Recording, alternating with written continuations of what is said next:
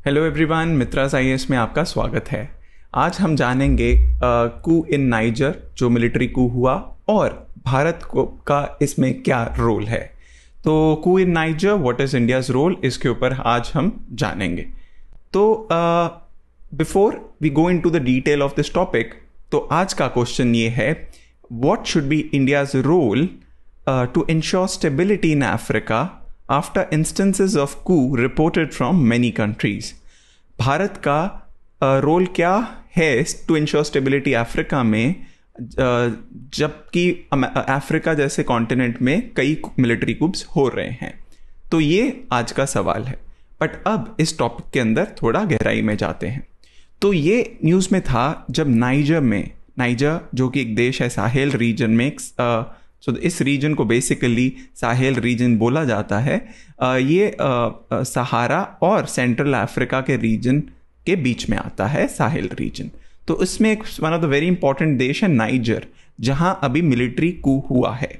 और इसके बाद बहुत सी इश्यूज और डिस्कशंस चल रही हैं कि क्या ये मिलिट्री कू सही है। देश वेस्टर्न कंट्रीज अपना थ्रेट कर रहे हैं इसके ऊपर। तो बहुत सी डिस्कशंस हो रही हैं। मैप जान लीजिए कि नाइजर देश जो है ये साहेल रीजन में आता है, और इसके ईस्ट में चैड देश आता है, नॉर्थ में लीबिया और अल्जीरिया है, माली उसके वेस्ट में है, Burkina Faso, Benin and Nigeria accordingly बाकी सराउंडिंग देश है। तो इसकी लोकेशन बहुत स्ट्रेटेजिक है, क्योंकि जैसे हम देख पा रहे हैं बहुत कंट्रीज इसको सराउंड करती है, और एक बहुत इंपॉर्टेंट रीजन में ये आता है। तो ये मिलिट्री कू क्या होता है, जब एक डेमोक्रेटिकली इलेक्टेड गवर्नमेंट को ओवरथ्रो कर दिया जाता है मिलिट्री जनरल की तरफ से, या मिलिट्री तानाशाह, और वो एक मिलिट्री फिर उस देश को अपने रूल्स के हिसाब से चलाती है। तो नाइजर देश के बारे में थोड़ी और जानकारी मैं आपको दे दूं। नाइजर एक बहुत बड़ा, जैसे कि हमने अभी मैप में देखा, एक एरिड कंट्री है, मतलब काफ़ी ड्राई कंट्री है वेस्ट अफ्रीका में, और twice the size of France के 2 गुना इसका एरिया है। पॉपुलेशन है करीब 25 मिलियन या 2.5 करोड़। लार्जली एग्रेरियन कंट्री है, मतलब डिपेंडेंट है एग्रीकल्चर पे अपनी ओवरऑल इकोनॉमी उनकी पूरी। One of the poorest in the world, दुनिया की वन ऑफ द पुअरेस्ट गिनी जाती है, और अफ्रीकन कॉन्टिनेंट में भी one of the very poor countries है, और ह्यूमन डेवलपमेंट इंडेक्स में उसका रैंक काफ़ी लो है। It is vulnerable to extreme weather effects of climate change. तो क्लाइमेट चेंज का सिग्निफिकेंट इफेक्ट जो है नाइजर देश पे पड़ रहा है, और इससे सिंस वो एग्रेरियन इकोनॉमी है, तो इससे उसकी फूड सिक्योरिटी को बहुत खतरा पड़ रहा है। ऑल्सो उसके पास गोल्ड माइनिंग रिजर्व्स हैं, और 5 से 7% ग्लोबल प्रोडक्शन ऑफ यूरेनियम वो करता है। मतलब कि गोल्ड माइनिंग रिजर्व, गोल्ड एक बहुत इंपॉर्टेंट एलिमेंट है उनके लिए एक, और यूरेनियम जो कि ना कि एक तो nuclear weapons, but importantly energy security के लिए, दुनिया के लिए बहुत इंपॉर्टेंट है। उसका 5 से 7% ग्लोबल प्रोडक्शन नाइजर अकेले करता है। तो अब स्थिति क्या है उस देश में, what is happening there now. तो बेसिकली जैसे मैंने बोला, साहेल की सिक्योरिटी के लिए नाइजर एक बहुत इंपॉर्टेंट एरिया है। जैसे आप मैप में देख पाएंगे, तो ये एंटायर रीजन नाइजर में कई देश के सिक्योरिटी सिक्योरिटी पर्सनल स्टेशन है, जैसे कि अमेरिका के 1100 ट्रूप्स वहाँ 2 लोकेशंस पे स्थित हैं, जिसमें एक उनका ड्रोन बेस भी है। फ्रांस के भी करीब 1000 से 1500 ट्रूप्स स्टेशन है, जर्मनी के 200 ट्रूप स्टेशन है। और अगर हम उनका ये रीजन देखेंगे, जो टिलाबेरी रीजन है, जो कि साउथ वेस्ट ऑफ नाइजर में आता है, ये रेगुलरली अटैक्ड है अलकायदा और इस्लामिक स्टेट लिंक टेररिस्ट्स के एरिया। तो सबसे बड़ा जो कंसर्न है जो मिलिट्री डिक्टेटर का, कि यहाँ की सिक्योरिटी की स्थिति बहुत खराब हो गई एग्जिस्टिंग डेमोक्रेटिक गवर्नमेंट के अंडर। तो बहुत मिलिट्री अटैक्स, बहुत ही टेररिस्ट अटैक्स हुए हैं अलकायदा की तरफ से, जिससे काफ़ी लोग मरे हैं। तो इसीलिए डिक्टेटर ने बोला कि हम जो है स्थिति अपने हाथ में लेना चाहते हैं। बट इसके अंदर और भी कई कारण बताए गए हैं, जैसे कि जो करंट जनरल है उसको हटाने की बात कहीं चल रही थी, तो इसलिए भी बैकग्राउंड में ये इंस्टेंस हुआ, ये मिलिट्री कू हुआ। तो इसके बाद क्या हुआ, जुलाई 26 में प्रेसिडेंट जो उनके थे मोहम्मद बजूम, वो उनको जो है प्रेसिडेंशियल गार्ड्स ने मेंबर्स ने सीज कर लिया, और जो कि 2021 में चुन के आए थे। तो 28 को general Abdul Rahman Tiani declares himself head of the state, अपने आप को हेड ऑफ द स्टेट घोषित किया उन्होंने। He seize the power.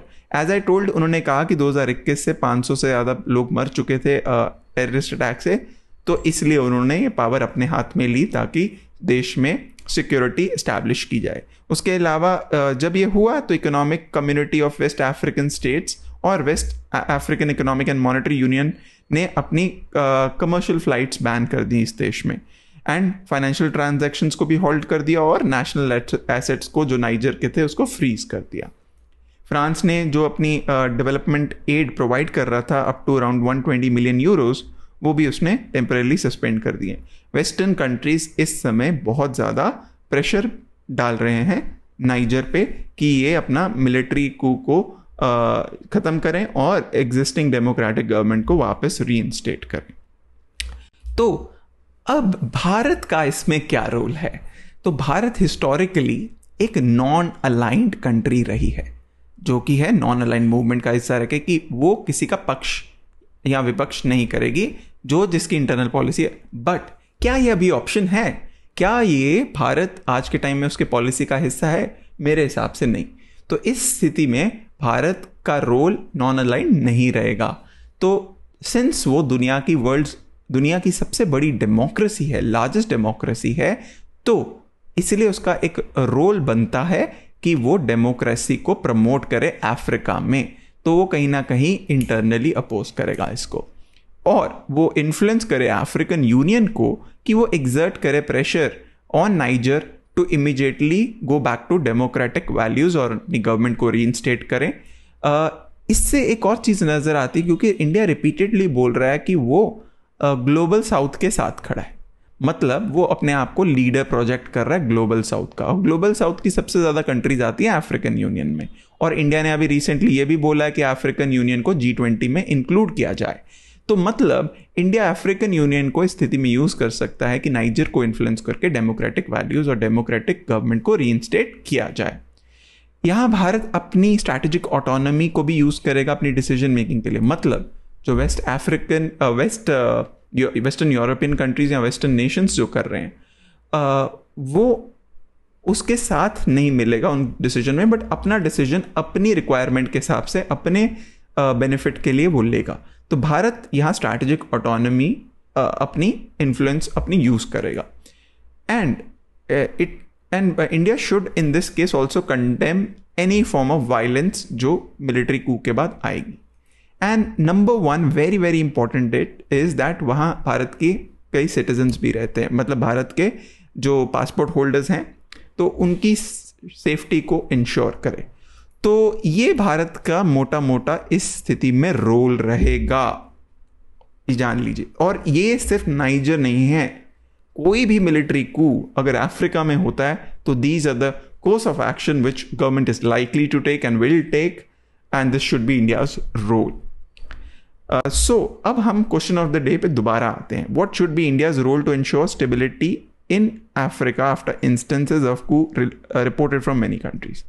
तो इंडिया, वो जो मैंने पॉइंट बोले, नंबर 1 इंडिया शुड इंश्योर कि उसकी स्ट्रैटेजिक ऑटोनॉमी है।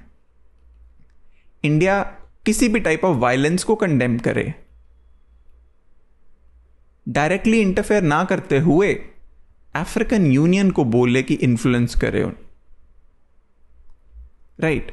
इंडिया अपने कमर्शियल इंटरेस्ट्स को भी बचा के चले और अपने सिटीजन्स की सिक्योरिटी इंश्योर करे। सो ये इंडिया के इम्पॉर्टेंट इनिशिएटिव रहेगा।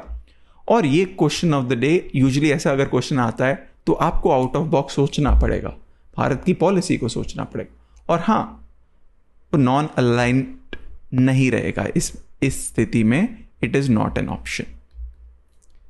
तो यही हम अपना आज ये टॉपिक खत्म करते हैं, समाप्त करते हैं। And for more such topics keep having watching Mitra's IAS. Thank you so much.